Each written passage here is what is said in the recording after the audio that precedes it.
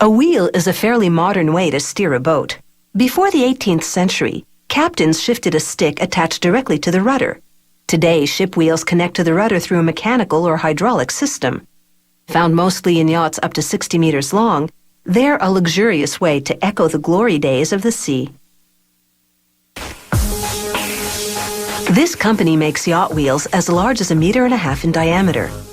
It uses two traditional shipbuilding woods, American holly and Burmese teak, species that are as beautiful as they are durable.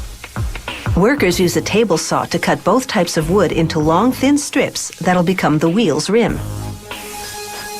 They measure the strips with digital calipers, then sand them down to a thickness of just 3.1 millimeters. Using a disc sander now, a worker angles the ends into what are called scarf joints. He'll join the strips by fitting these angles together. After coating each strip with epoxy, he attaches it with clamps to a round jig, waxed beforehand to prevent sticking. The glue is waterproof because the wheels are often exposed to rough weather up on deck. The worker gradually bends each 2-meter-long strip all the way around the jig. And a spring-loaded clamp temporarily holds the end of each strip in place until he aligns the scarf joint with that of the next strip.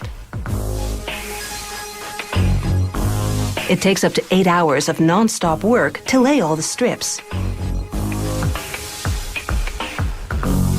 He alternates between the blonde holly and the darker teak for a total of 7 layers. Then he leaves the rim to set overnight.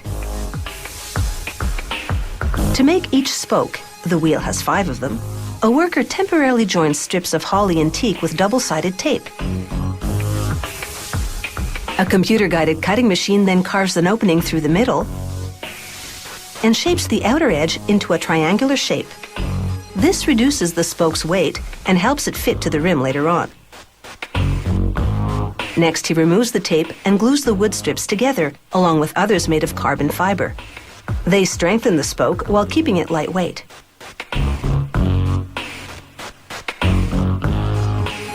He places a waxed jig in the center and clamps it in place. He leaves the spoke to set overnight. The next, he sands away the dried glue, then uses a router to round the edges. Together, the 4 wood and 3 carbon fiber layers are just 2.5 centimeters thick.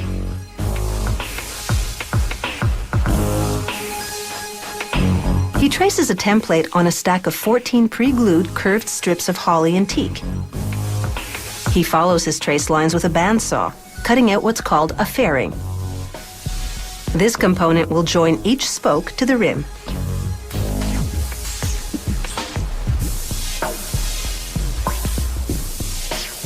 Now he drills a hole in each fairing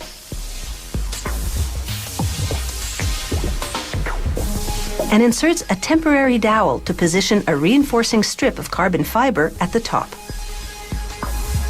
It's time to join the spokes to the rim. Earlier, he glued strong fiberglass dowels to the rim. Now he inserts them into the fairings and into holes in the spokes, also glued beforehand. Through the openings, he clamps the spokes to the rim. Then he positions an aluminum hub in the center, tapping it into place with a mallet. Now with a jigsaw, he cuts a sliver off the ends of the fairings so they'll curve into the rim. He uses a router to round off the vertical edges of the wheel. He files the fairings by hand to complete the smooth transition to the rim. Just these finishing touches alone can take up to 5 hours to complete. Using a router, it takes him another 5 hours to gradually round off the horizontal edge. Now to protect the wheel from the elements, particularly sun damage. First, a polyester primer. Then they sand it and apply 2 coats of waterproof varnish. On the yacht, 5 stainless steel bolts attach the wheel to a pedestal that connects to the rest of the steering mechanism. To change how fast the rudder moves, you simply turn a knob at the center of the wheel. How's that for power steering? To get you where you're going, come hell or high water.